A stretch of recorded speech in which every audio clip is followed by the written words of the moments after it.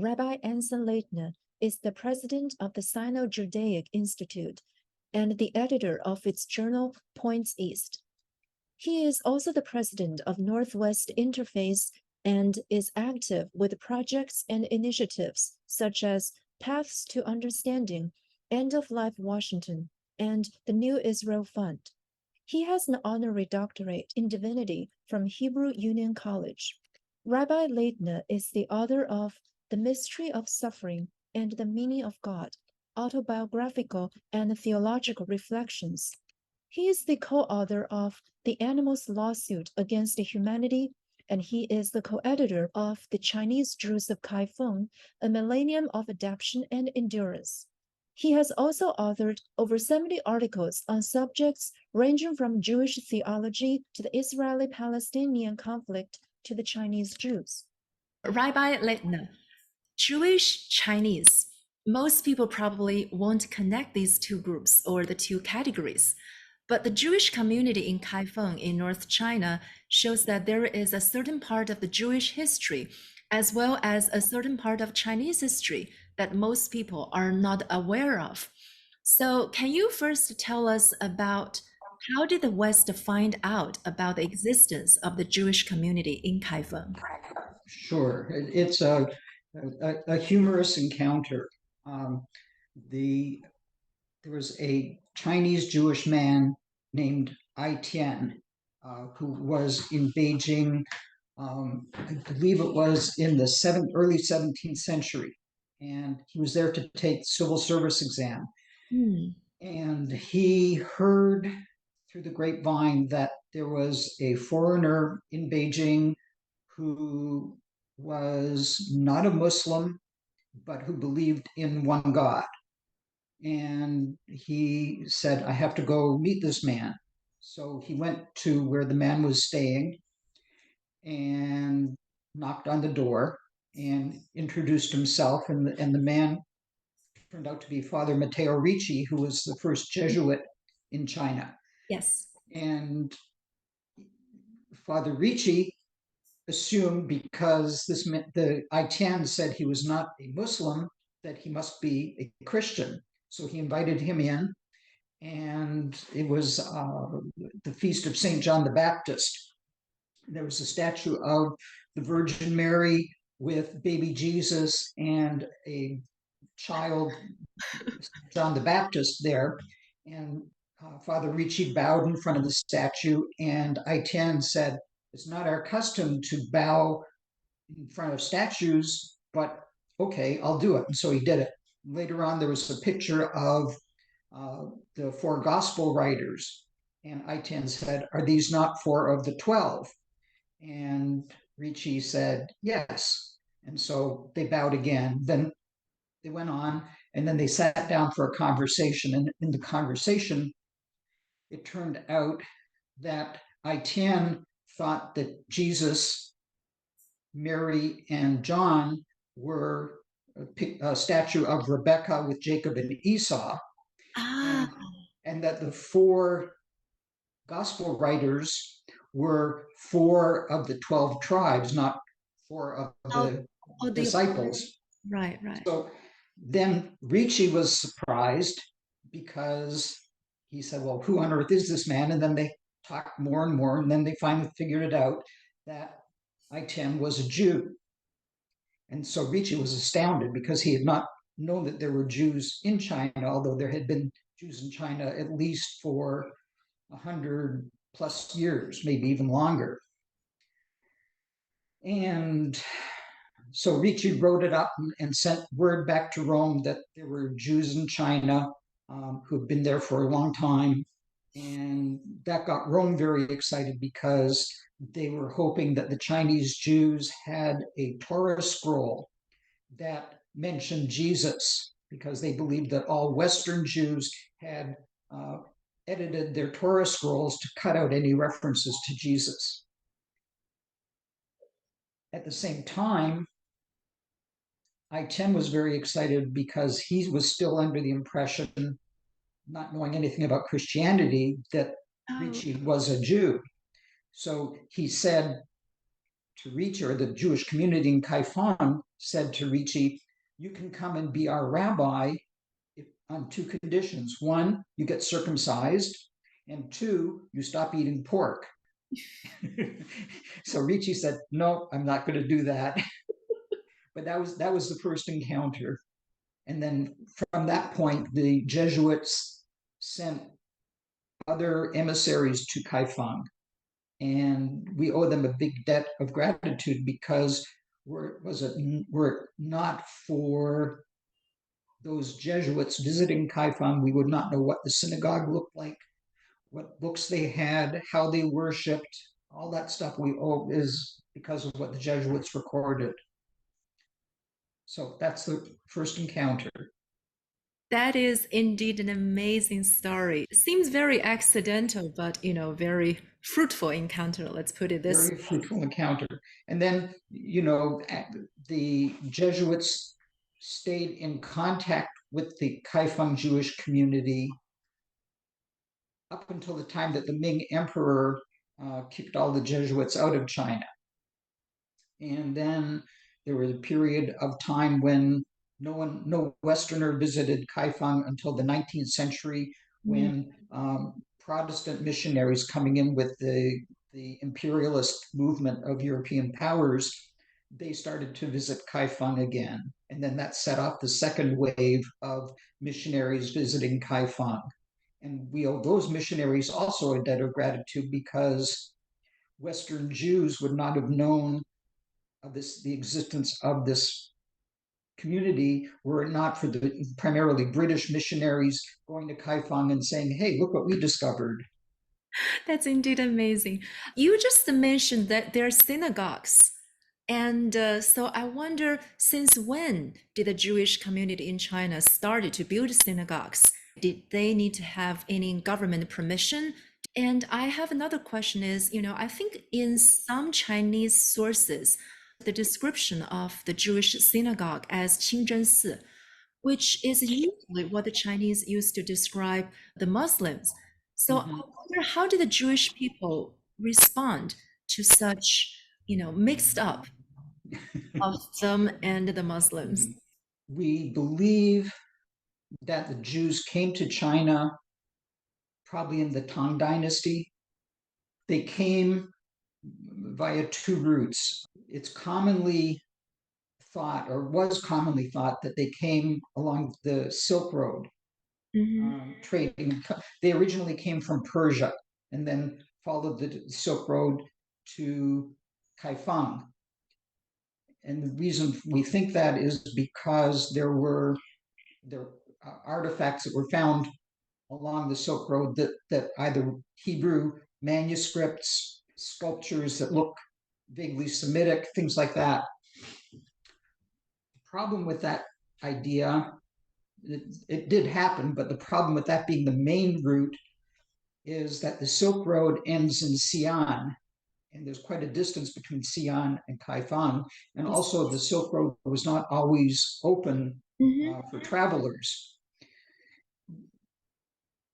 A number of scholars, myself included, believe that it's much more likely that the Jews followed the trading routes around India, through Southeast Asia, and up the coast, because there were originally Jewish communities in Hangzhou, Quanzhou, Guangzhou, Ningbo, I think those places. And those communities were thriving. And we think that what happened was that Jews came as merchants, settled in the coast, followed the Grand Canal and the Yellow River to Kaifeng, which was the capital of China in the Song Dynasty. So that seems more likely that that's how they came there. According to the stone stele, the 5-foot tall memorial stones that the synagogue erected, the Jews were welcomed by the Sung Emperor in 960, and they were allowed to build a synagogue in 1163. I think is probably fictitious. I mean, to me, it's a little suspicious that that's when the dynasty started, and that's when they got the invitation, although it is possible. There are other scholars, Tiberiu Weiss, who you mentioned. He thinks that the Jews came there much earlier, maybe even in the Han Dynasty. And there's a Chinese scholar named Yu Peng who believes that they came in the Yuan Dynasty. But generally, scholarly opinion is that they came in the Song. They did have permission to build the synagogue, and the synagogue, in fact, was built and destroyed either by war or floods at least 4 times in the course of its existence. And each time they did get permission, and in some cases were given government funds to build the synagogue. The synagogue from the Jesuit pictures looks like a Chinese temple or a mosque. And in the eyes of the Chinese populace that were not Jews or Muslim, they could tell very little difference between Muslims and Jews because they both had the same kind of God. Neither religion ate pork. They prayed in a foreign language, facing the same direction. So the big difference from the general population's perspective was that the Chinese Jews wore blue hats and the Muslims wore white hats. So the Jews were the Lan Mao Hui and the Ah. Muslims were the Bai Mao Hui. So, and that's why their synagogue was called the same thing as a mosque. I see. I see. Interesting. So, how did the Jewish people feel about it? They were not distinguished. I don't think that they were especially bothered by it. I mean, I would imagine that the two communities most of the time were maybe mutually supportive. And given that China itself has a general history of tolerance for different religions, I think the relations by and large were pretty good. I see. You mentioned that the synagogue has been destroyed 4 times. I think actually that's the number of times the city of Kaifeng has been overwhelmed by the Yellow River floods. So, is there still a rebuild of the synagogue today in Kaifeng? No, it's very sad. The synagogue was probably destroyed, the remnants of the synagogue were destroyed during the Taiping Rebellion. Ah, And then when Western missionaries came to Kaifeng in the late 19th century, they found the community was very impoverished and that the individuals from the community were even willing to sell bits and pieces of the building to the Dongda Mosque, the Great East Mosque in Kaifeng. And they were also willing to part with some of their artifacts to the Western missionaries who bought like Torah scrolls and other artifacts from the synagogue. A lot of the artifacts ended up at the Royal Ontario Museum in Toronto because there's a Bishop William Charles White who was an Anglican missionary in Kaifeng, and he was from Toronto, and so he took many objects back with him to Toronto. When I went there in 2009, the Kaifeng Jews took me down to the basement of a hospital near where they used to live, and they showed me a well. And they said, "See this well?" And I said, "Yes." It was just like a hole in the ground. And they said, "This is where the synagogue, this was the well of the synagogue." ah, And so that was all that existed, just a well surrounded by concrete. But they still revered that spot in the basement of this hospital. After 2015, when the government cracked down on unauthorized religions, the authorities paved over or sealed up the well. So now you can't even see that. that's very sad to hear Yes. about it. Yes. I wonder if those Jews in China, did they still read the same sacred texts? Did they make any adaptation of the religion to suit the Chinese situation, the Chinese society? It is interesting from what we know up until the time that they lost their rabbi, which was in the early 19th century. They prayed in Hebrew, they read the Torah in Hebrew, um, but and they lived a Jewish lifestyle just the same as Jews everywhere do. But they became very creative in their theology. What is especially interesting to me is that they created a hybrid Chinese Jewish theology or philosophy, um, much the same as, say, European Jews did with Greek philosophy or with later European philosophy. And so we have this wonderful combination of Jewish Chinese thought. But in terms of practice, the same as Jews everywhere. What about their social life in Kaifeng? So you mentioned that they still use the Hebrew as language.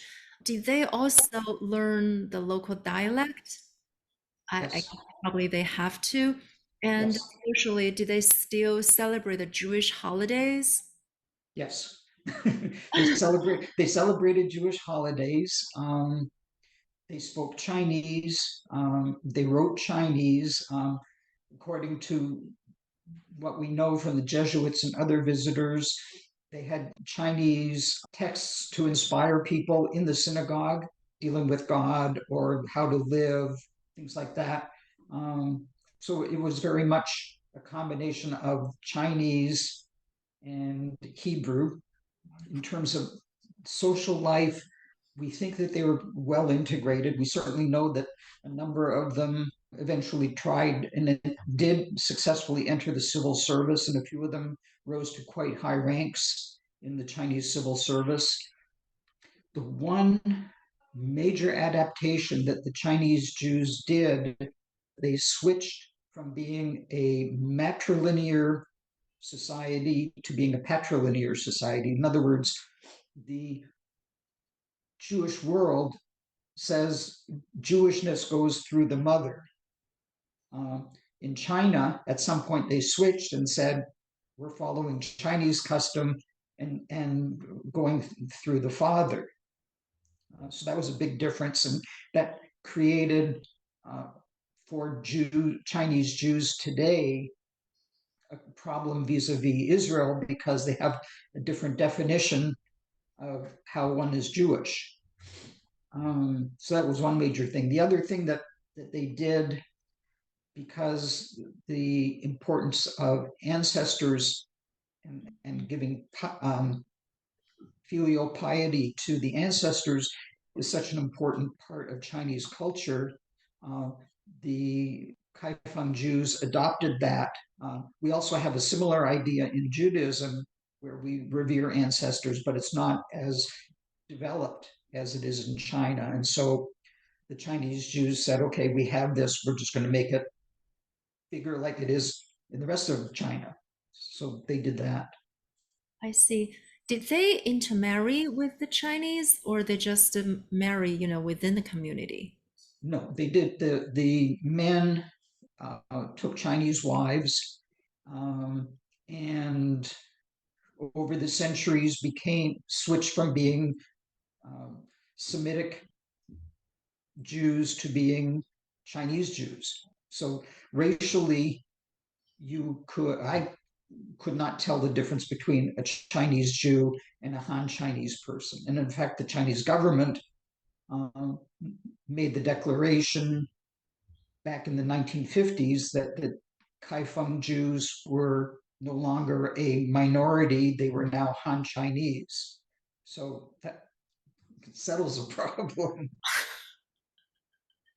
Yeah, in a very sad way. Yes, So when they married Chinese women, did the women have to convert to Judaism? I think so. Because they would be marrying into the husband's family and they would adopt the husband's family's customs and practices. So yes, they probably did convert. I see. When you described the Ritchie encounter in the beginning, you mentioned that they were still very strict on the prohibition of pork. Can you tell us more about how did they prepare the Chinese food in order to make sure that what they ate was kosher? Okay. Well, first of all, Kaifeng has a substantial Muslim population too, and I think both communities, they have, Muslims have halal and Jews have kashrut. And so I think that the two communities were supportive of one another in that way. Neither eat pork. They had their own butchers to slaughter meat according to either halal or kashrut. But otherwise, I mean, the dishes that they ate would have been Chinese food, same as anyone else. Just like European Jews, what we think of it as Jewish foods are the same as the foods of the countries in which Jews live. So China was no different in that regard. I see. Interesting. The Jew you mentioned in the very beginning, his name is Ai Tian, right? Yes. So he has a Chinese or at least Chinese sounding last name, Ai. Yes. I wonder how does that connect or how does that correspond to a Jewish name in the original language? It doesn't. Because what happened was Jews had, I would assume, Persian type names or Hebrew names, both, just like American Jews have English names and Hebrew names. Persian Jews had Persian names and Hebrew names. And for a number of generations in China, the Jews went by their Persian names, as far as we know. In the early 15th century, a Chinese Jew by the name of Ansan or Ancheng did some service to the emperor, and as a reward, he and the other Kaifeng Jews were allowed to have Chinese surnames. So they were given 7 surnames, all of which are used today. I don't know them all off the top of my head, but Shi, I, Jin, Zuo. Those are the 4 that I can think of off the top of my head. And they're still around today. I mean, you go to Kaifeng, and if you have one of these surnames, there's a very good chance that you or your ancestors were Jewish. I see. So So that goes from the 15th century on. The Chinese Jews had Chinese surnames. They were marrying with the local people, so increasingly they looked Chinese, they spoke Chinese, they thought Chinese, they ate Chinese. I guess I want to go back to your question that I wanted to ask you earlier, which is, why did they decide to settle in Kaifeng? You said that, they were merchants, they were doing the trades. Yes, they traveled to Kaifeng by the canal, but why did they decide to stay there? Why not go back? Kaifeng in the Song Dynasty was perhaps the greatest city on earth. Why wouldn't they want to stay there? I mean, a center for trade. It was a great civilization, and so people do what people do. I mean, they started business, then they married wives and started families, and so the community just grew the way it did. And like I said, there were other communities as well on the coast of China, and those were probably evacuated during the Ming Dynasty, when the Ming Emperor, I forget which one, but he evacuated some of the coastal cities because of pirates.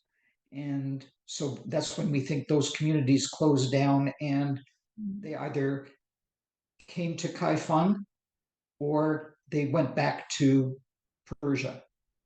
I see, I see. So some of those coastal Jewish communities, they probably joined the community in Kaifeng in the Ming Right. Dynasty. Yes. I see, I see. If the Jews in China, if they participated in the civil service exam or any other governmental functions or activities? Yes, they did. We know for a fact that a number of them achieved quite high levels in the civil service and took the civil service exams. Some scholars have pointed to and said, well, see, this is the beginning of the end of the Kaifeng Jewish community because their best and brightest minds were switching over to enter Chinese society instead of staying and becoming rabbis or leaders of the Kaifeng community. I don't think one necessarily leads to the other. I think that the Kaifeng Jews were integrated into their society, and there was no reason that they wouldn't want to participate in the life of the country, just like American Jews participate in life in America here. And we're not assimilating, we're acculturated, but not assimilating. That makes sense. You mentioned that the Jewish community you met in Kaifeng back in 2010, 2009, they still kept this well that's a remnant of the synagogue in the basement of the hospital. But now, after the crackdown in 2015, they probably cannot even go to the well. Is that right? Yes, that is right. They do meet informally. I mean, up until 2015, after China opened up, thanks to Deng Xiaoping's change in policy, foreign Jews were allowed to visit Kaifeng, myself included. Our organization, the Sino-Judaic Institute, was able to open a school where we taught Jewish culture to interested Kaifeng Jewish descendants, and the community was flourishing. After the crackdown, our teacher was kicked out and the school closed down, but the Kaifeng Jews themselves are able to meet informally, and that's what's going on to this day. So at the time when you were teaching them in Kaifeng, were they still speaking Hebrew to some extent? No, No. no. We had to teach them from the very basics. It's to me, it is almost like a miracle that they survived because, as I mentioned, their last rabbi died at the beginning of the 19th century. Then you had the Taiping Rebellion and all the troubles in China internally, and you had the Japanese and the World War II.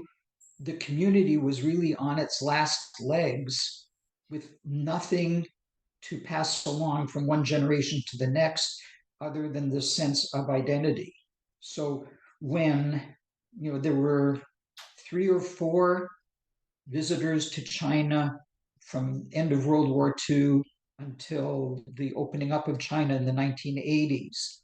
And somehow this community managed to pass along the sense of Jewish identity until Western Jews were able to go back and say, okay, here's what you're missing, and to start filling in some of the blanks, like these are the Jewish holidays, this is Hebrew language. And so when we got to meet them, that's all they had was the sense of Jewish identity that they wanted very much to connect with the traditions and the culture of their ancestors, but they didn't know anything. Mm. So it was very sad, but also miraculous that they were able to survive, and that then we were able to come in and help them a little bit. And so now we're kind of in a waiting game, and hopefully China will change its position on the Kaifeng Jews and allow them to continue to study their traditions. Exactly. I agree with you. It's very sad that, they forgot about their ancestral traditions, but it's amazing that they still have the desire to know about Mhm. it, even, Mhm. going through so many ordeals over the centuries, not just over the years. Um, Yes. so to your knowledge, how many of the Kaifeng Jews still survive today? I mean, how large is the Jewish community after the crackdown? It's a very good question. We estimate that in the Kaifeng area, there might be 1,000 Kaifeng Jewish descendants, and maybe equal numbers spread around the country because during the Cultural Revolution, a lot of people got dispersed, and so they ended up all over the place. But we think maybe 2,000 in the whole country, which is, considering China's population, it's nothing. Yeah, it's a very tiny population. Consider the Yes. overall population of China, and I hope Yeah. that we can keep on learning about their heritage, and I hope the Jewish culture can live on in China. Yes, me too. I think I call them an endangered species. They indeed are. Years in the future, decades in the future, at least the scholars and the other Jewish people can still have the chance to encounter this Jewish Mhm, community in China and mhm. learn about their history. Yes, I hope so. Yeah. Okay, thank you so much, Rabbi Leitner. Thank you so much for introduction about the Jewish community in China. It was my pleasure. Thank you for having me. Thank you.